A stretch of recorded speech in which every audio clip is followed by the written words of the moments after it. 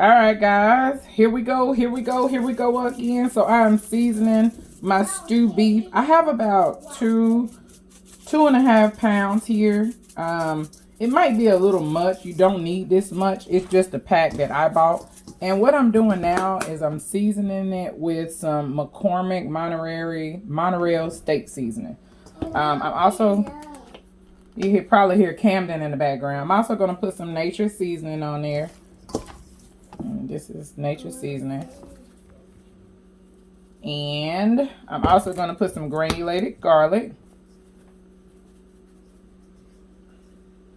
I'm going to also put some onion powder on here. And I'm not measuring it because I just don't want to. I just don't need to. If you need measurements, y'all, let me know and I'll be glad to give it to you. But honestly, I just season it according to how I want to season it. So I think that's good money. And so now what I'm going to do is I'm just going to sprinkle a little bit of flour on top of here. So now I'm just going to put this little bit of flour on here. You don't want to do a lot. This is just so I can get lock these flavors in here. And this is going to help me form a gravy like for whenever the meat cooks down. So like I said, you just need a light little dusting of flour on there. So let's take it over to our pan and get these babies sauteed up. Y'all ready? Let's go. Ride, Sally, ride. Hey! All right, what I'm doing now, I'm going to coat the bottom of my pan with probably about a tablespoon of oil. And let's let this heat up, and then we're going to cook our meat. I might have to cook it in batches. If you don't have a lot of room, don't overcrowd it because you're just sauteing the meat, and we're going to get to the rest later. So now I'm going to go ahead and hit that beef in the pan. And like I said, you're only browning it. You're going to get it brown on all sides. And see. Yep, I'm going to do 2 batches. And that's it for that first batch. Just going to get it in there.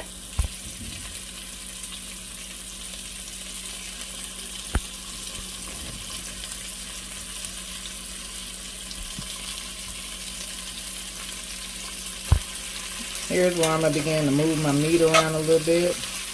And as you can see, it's getting there. See?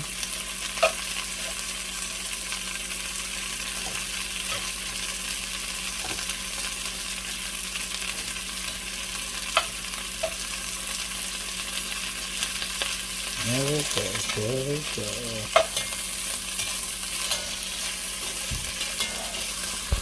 Alright, so this is brown enough.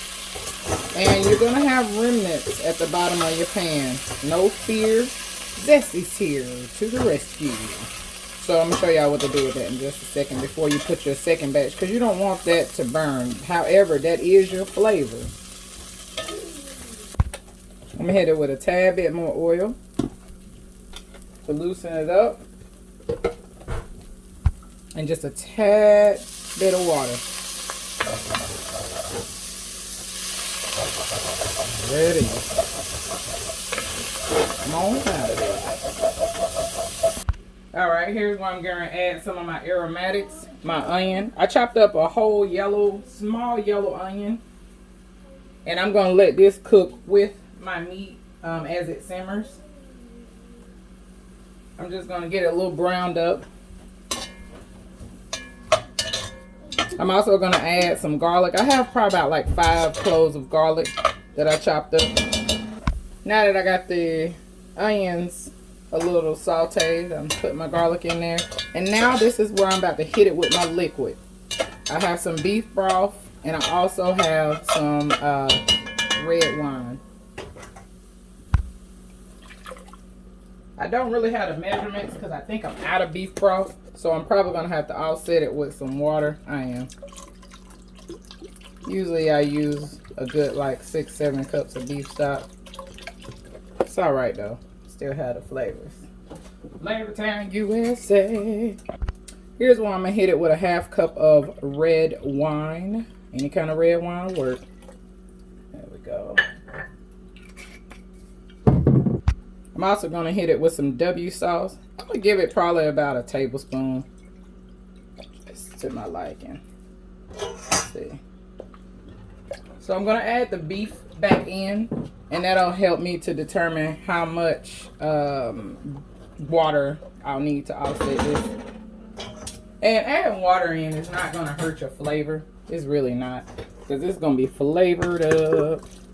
Add the beef back in. Probably only need a little bit of water. Yeah. Because I just really want it to be covered. So that's like almost perfect. So I'm going to add about a half cup of water in there just to get it covered. And that did it. There we go. There we go. So now I'm going to also add some fresh thyme and some bay leaves. Here goes my thyme. Just put it in there. Just like so. And then here's my nice bay leaves. And now I'm just going to let this simmer for about an hour. I do have some carrots, but I'm not going to put it in there yet because I don't want it to get mushy. So I'm just going to put it just like so.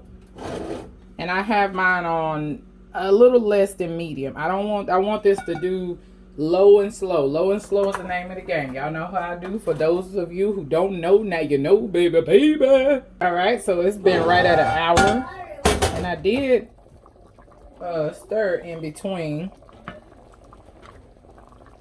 So I'm going to take the bay leaf and the thyme out.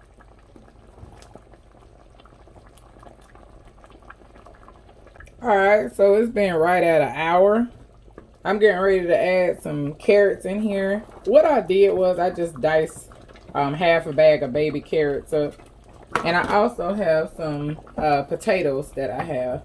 And all I did was just dice up some baby potatoes as well. And so what I'm going to do is I'm going to let this cook for another 30 minutes. I'm going to let it simmer for just about 30 minutes because I don't want my potatoes and carrots to be mushy. So I might add a little bit more water, just a little bit. A little thyme in there. And then we're going to get it cracking with the rest, y'all. So what I'm going to start doing is ladling my beef mixture right in my casserole dish. Sorry about those of you who have sensitivity. I'm working with a cast iron, so I've been making quite a bit of stir over here. It's all good in the hood. It's going to come out beautiful. And so I only let it cook for an additional 30 minutes because remember, we're going to let this cook in the oven because I'm going to apply that puff pastry over there. And so another 30 minutes to set them off. We don't want mashed potatoes. But you know what? It wouldn't be bad if it was. All right. All right, here we go.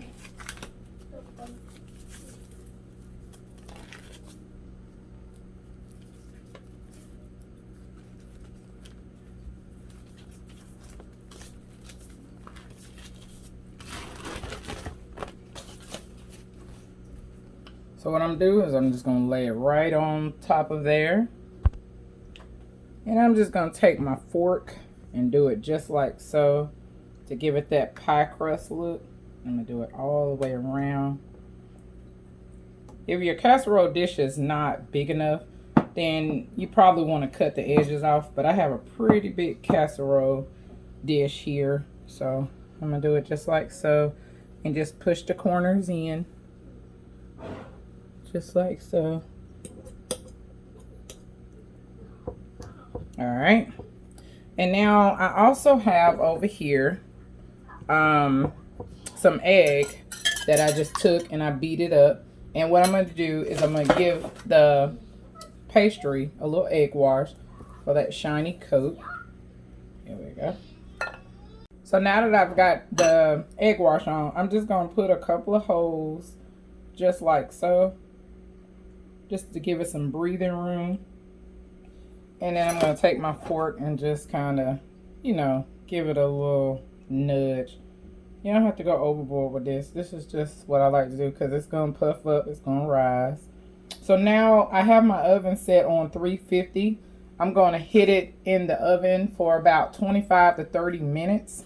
And then we're going to see what it's looking like. Because like I said, the stew is done. You just want to make sure that the crust gets done. And when it's golden brown at the top, is usually done. All right, guys, this is the magic moment. I just got her out of the oven. Ooh. I probably waited about 10 minutes. Ooh, this is the defining moment. Everybody be quiet. Yeah. Oh man, this looks so delicious. Everything is tight, just the way it's supposed to be. Man, I'm gonna give it a test, y'all, right on camera. Let's get it rocking. Before I do, I want to give y'all. All right, guys, so we're here with a taste test. Of course, Camden has. Tell him what you're eating, Camden. Pineapple. He's eating pineapple, so he's not into beef pot pie. So anyway, oh, let me say my grace. Father God, in the name of Jesus, thank you for allowing us to be here. I ask that you allow this food to be a nourishing to my body. I ask that you keep each and every one of us, everybody who is out there in the Digisphere, everybody who may be watching, I ask that you cover them, Lord. It is to you I pray. In Jesus' name I pray. Amen. Order up. Y'all like my new veil? Anyway, let's get into this. I'm gonna take it. It's hot and it's flaky.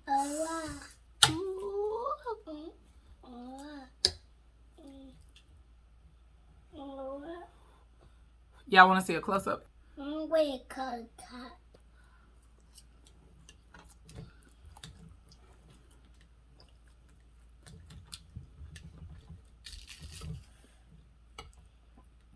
Now this is with style and grace, y'all. I'm not even gonna front. This is a money maker. This is on the money. Oh, and by the way, do y'all like my new chef hat? I don't like cooking with my hair out. I bet it ain't as good as my papa. It's so hot, y'all. And excuse me. I don't know about y'all, but like after I cook, I do not have much of an appetite because I guess I done smelled it, I done seen it, I done tasted it. I usually like to eat my food the next day. It's always so much better. So I'm gonna get one more bite, y'all.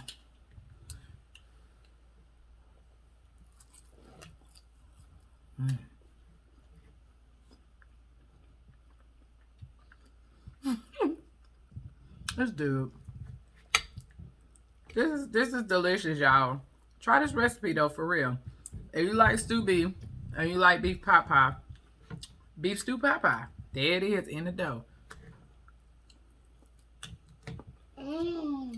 So I'm gonna read the positive affirmation without any further ado. I love each and every one of you guys. I pray that all of you are well. All of you are continuing to love out loud, loving each other, loving yourselves. And until next time, let me read this. This says, not everyone you know is a fan of you.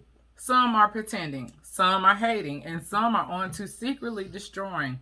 You have to be cautious about who knows what about you, because one important thing shared to the wrong could potentially destroy you. Not everyone has good intentions. And that's the real truth, y'all. Not everybody has good intentions. As you get older, for those of you who are younger, you'll see that as you get older, you only end up with a handful of friends, and it's all good. It really is. And then sometimes people who you thought you was going to be around for the rest of your life, they're not there. And then you end up making a new family. Because honestly, since I've been on YouTube for this short amount of time, I feel like that we have begun forming a family, a mutual network, and I absolutely love you guys. Like, real talk, I think it's absolutely amazing. I love cooking. Some people love makeup. Some people love shopping. But either way, I love it. I think it's been awesome, y'all. Until next time, peace out.